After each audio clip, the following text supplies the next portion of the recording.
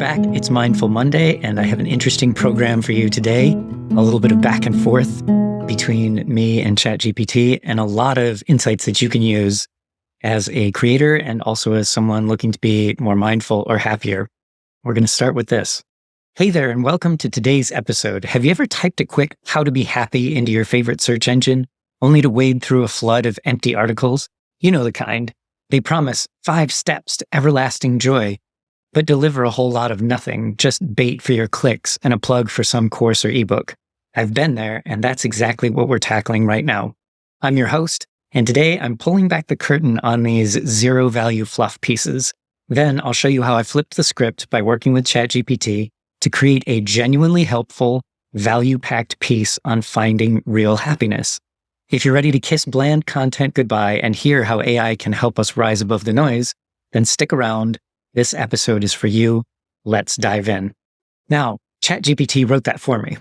I gave it some prompts and had a discussion this morning about these zero-value fluff pieces, and we came up with all sorts of interesting feedback and output.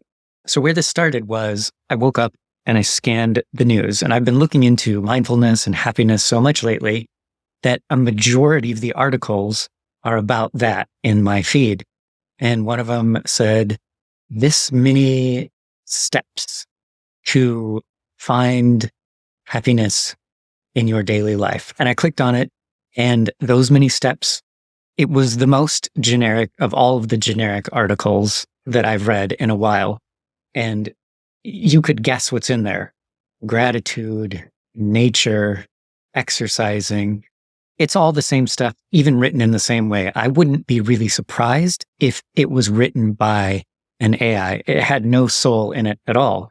But there were links in this article about happiness to this guy's book, right? And now, why does this happen?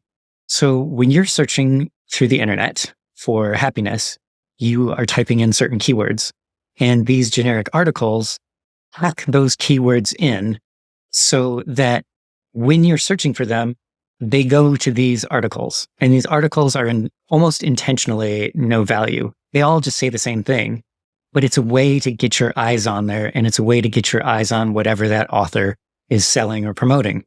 To me, that's a little bit of a waste, because you have this opportunity to actually give value to people as well as sell what you're selling.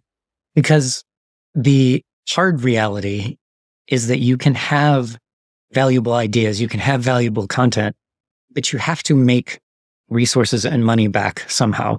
So what's in front of you right now, this Ink Trails, The Art of Wandering, is the online diary that I do that you can subscribe to.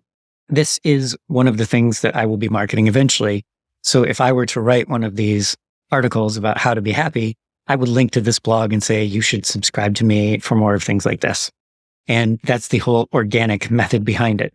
So I thought about this very generic article, and I went into ChatGPT and I talked for usually 4 or 5 minutes. I will put in these prompts, and they're audio prompts.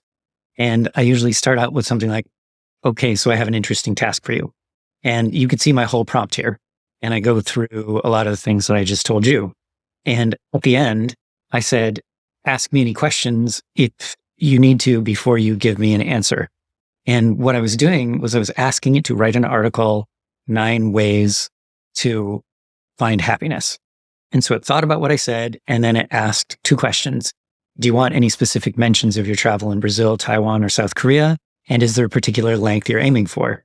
So I talked back to it and even changed my mind. I said, I don't necessarily need anything specific about my travels because, wait a minute, I'm not sure. So one of the neat things about chat in the audio input version of it is that you can talk and change your mind and it understands. So I said, hey, if you think I should put something in there about Brazil or Taiwan, I'll leave it up to you. And I asked it for 1,200 words. And in 14 seconds, it came up with this article, 9 Simple Ways to Be Happier According to a Minimalist Traveler by Ryan Hicks, author of Ink Trails, The Art of Wandering. I did put something in there too about encouraging people to follow, subscribe, like, and engage. Because again, we're back to that hard reality. I personally, gives me the ick saying, please subscribe, please give me money. It feels inauthentic, but I can't get away from that ultimately. You have to ask people to contribute and to engage. And money is the energy that you give back and forth. I pay for creative services. I pay for this. I pay for therapy. I exchange money as energy for things. So as a creator, you have to put that in there somewhere. Here's this thing that I wrote. Here's this thing that you can subscribe to for money. So I put that in my instructions as well, that I wanted to have something to engage with the idea of followers or likes, because that's not something I'm good at. I'm not good at putting those things in my work. So 9 simple ways to be happier according to a minimalist traveler. There's a certain freedom in not knowing exactly where you'll be sleeping next. You might be in a rented room in a small town near the beach, or a friend's spare couch in a bustling city halfway across the globe. The past 2 years, I've lived out of a single backpack, hopping from one place to another, sometimes for 6 months in Brazil, sometimes for a few weeks in Taiwan or South Korea. Now, this is another interesting thing about ChatGPT. I told it that I was in Taiwan for a year, and I was in South Korea for a few weeks at a time. So it doesn't get the information always correct. I wanted to leave this here to show you exactly what the AI puts out even before you do a little repurposing. Through this ongoing journey, I've stumbled upon 9 surprisingly simple but often overlooked ways to cultivate happiness. Insights gleaned from crossing borders and, just as importantly, from being intentional and minimal in how I move through life. These aren't your standard think positive or take a gratitude walk suggestions. They're smaller, gentler sparks, each designed to help you find everyday delight, whether you're a seasoned traveler or firmly rooted in your hometown. Now, I did not think of any of these ideas. These 9 ideas are totally constructed by the AI, by ChatGPT, based on what I told it in that conversation up above. Practice room swap therapy. How to do it. Become a collector of sensations. What it is, why it helps, how to do it. Embrace the microadventure mindset. What it is, why it helps, how to do it. Pare down your emotional luggage. Wake up somewhere unfamiliar, at least in spirit. Host a luggage-free evening. Cultivate a habit of mini-volunteering. Choose time over trinkets. And seek the story, not the souvenir. All of these are good ideas. None of them came from me. And reading through what chat put, it's actually valuable. And I will put this whole article up in my Patreon, in the free members version. So if you're interested in seeing the whole thing, I will have it up there. Bringing it all together. These 9 simple ways are small by design. They don't require big budgets or sudden upheavals, and they don't rely on stale cliches. Traveling light taught me that sometimes happiness finds you when you're unencumbered, when your mind has space to roam, when your senses are alert to novelty, and when you're open to connecting more deeply with yourself and the world around you. If any of these ideas resonate, consider them an invitation to experiment. There's no single correct way to adopt a minimalist traveler's mindset. Maybe you'll rearrange your living space for a week, or wake up early to watch the sunrise from a different vantage point, and so on, and it keeps going.